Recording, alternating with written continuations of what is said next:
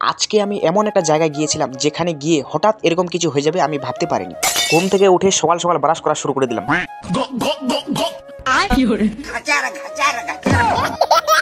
তারপর হাত মুখগুলা ধুয়ে বাবার কাছে যাওয়া যাক।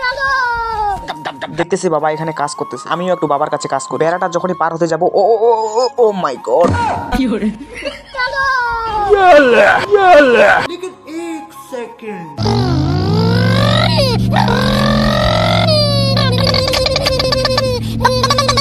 কাজ করতে করতে খিদা পেয়ে গেল। এখানে দেখি তো এটা কি, ও মূলা, খাওয়া যাক। বাড়ি এসে হাত মুখ গুলা ধুয়ে এক চুটকিতে খাওয়া দাওয়া করে আমার ধুমো ছেলেটাকে নিয়ে ফাইনালি চলে এলাম এই জায়গাটাতে। উপরের ভিউটা তো দেখালাম, এখন তোমাদেরকে নিচের ভিউটা দেখাচ্ছি। নিচে নামতে নামতে হঠাৎ এখানে পড়ে গেলাম।